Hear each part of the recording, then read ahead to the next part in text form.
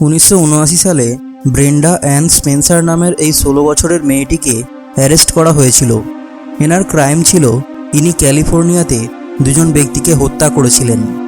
যখন এনাকে হত্যার কারণ জিজ্ঞাসা করা হয় তখন ইনি জবাব দিয়েছিলেন, আমার সোমবার দিনটা পছন্দ নয়। আজকের এই ভিডিওতে আপনি ইতিহাসের এরকমই অনেকগুলো ইন্টারেস্টিং ফ্যাক্টসকে জানতে চলেছেন, তাই প্লিজ ভিডিওটিকে শেষ পর্যন্ত দেখুন। এবং আপনি যদি এখনও চ্যানেলটিকে সাবস্ক্রাইব না করে থাকেন তাহলে প্লিজ সাবস্ক্রাইব করে বেল আইকনটি প্রেস করুন, যাতে নতুন ভিডিও নোটিফিকেশান আপলোড হওয়া মাত্রই আপনার কাছে পৌঁছে যায়। তো চলুন শুরু করা যাক।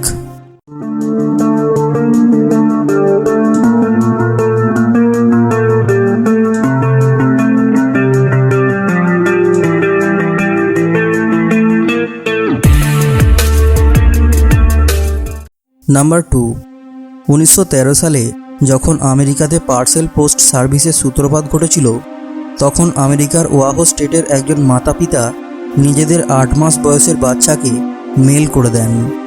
যদি এটাকে অন্যভাবে বলি তাহলে এটা দাঁড়ায় যে আমেরিকার একটি কাপল তাদের 8 মাস বয়সের বাচ্চার উপর স্ট্যাম্প লাগিয়ে একটা মেলম্যানের হাতে দিয়ে দেন, যাতে ওই মেলম্যান ওই বাচ্চাটিকে একটি অন্য শহরে তার দাদু দিদার কাছে রেখে আসে। যখন এই ধরনের আরও কেস সামনে আসতে থাকে তখন এটাকে বেআইনি বলে ঘোষণা করা হয়।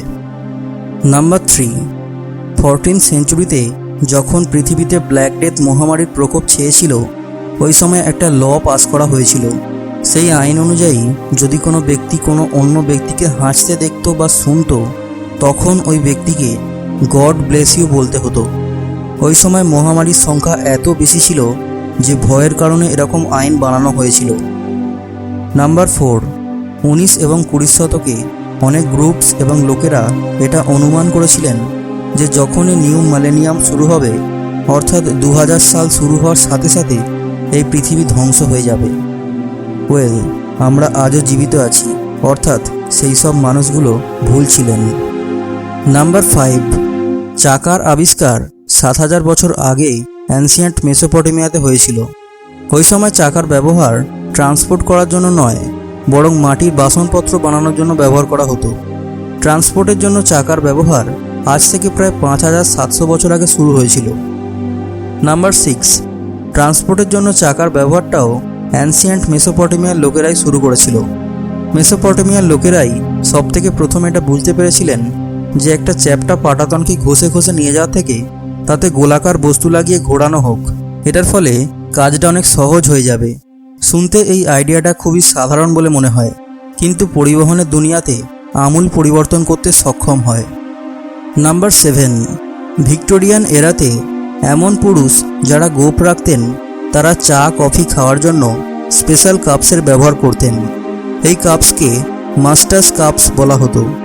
এই স্পেশাল কাপসে গোঁফকে গরম চা থেকে বাঁচানোর জন্য গার্ড দেয়া থাকতো। নাম্বার 8, সুইডেনের ন্যাশনাল লাইব্রেরিতে 16 শতকের একটা এমন বই আছে যেটাকে 6টি আলাদা আলাদা দিক দিয়ে খোলা যায়, অর্থাৎ এই বইটা 6টি আলাদা আলাদা দিক দিয়ে পড়া যায়।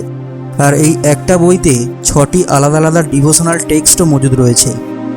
নাম্বার 9, 1000 বছর আগে ইউরোপে যদি কোনো ব্যক্তির উপর কোনো অপরাধের আরোপ লাগানো হতো, তখন সেই ব্যক্তিকে নিজেকে নির্দোষ প্রমাণ করার জন্য একটা গরম লোহার রড নিজের হাতে ধরতে হতো। এরপর ওই ব্যক্তির হাতের উপর ব্যান্ডেজ বাঁধা হতো, আর 3 দিন পরে সেই ব্যক্তির হাতটিকে দেখা হতো। যদি ওই ব্যক্তির হাতের পোড়া জায়গাটি ভালো হতে শুরু করত, তাহলে এটা মেনে নেওয়া হতো যে ওই ব্যক্তি একেবারে নির্দোষ, আর যদি তা না হতো তাহলে সেই ব্যক্তিকে দোষী বলে মানা হতো এবং শাস্তি দেওয়া হতো।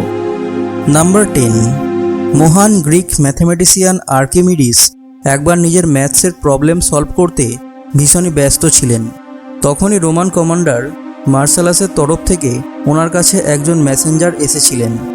ওই রোমান সোলজার আর্কিমিডিসের কাছে একটা বার্তা নিয়ে এসেছিলেন যে মার্শালাস আপনাকে ডেকে পাঠিয়েছেন আর উনি আপনার সাথে দেখা করতে চান। কিন্তু আর্কিমিডিস নিজের কাজে এতটাই বিভোর ছিলেন যে ইনি এক মুহূর্তের জন্যও নিজের মনোযোগ ভাঙতে চাননি। উনি ওই রোমান সোলজার্সের দিকে হাত নাড়িয়ে বলেছিলেন, চলে যাও। এই কথাটার পরে ওই সোলজার্সটি এতটাই রেগে যান যে উনি ওনার তলোয়ার দিয়ে আর্কিমিডিসকে ওখানেই হত্যা করেন। ভিডিওটি ভালো লাগলে ভিডিওটিকে লাইক এবং শেয়ার করবেন এবং অবশ্যই কমেন্টে জানাবেন যে আপনার ভিডিওটি কেমন লেগেছে এবং এই রকমই ইন্টারেস্টিং ভিডিও বারবার দেখার জন্য প্লিজ চ্যানেলটিকে সাবস্ক্রাইব করে বেল আইকনটি প্রেস করবেন। Thanks for watching.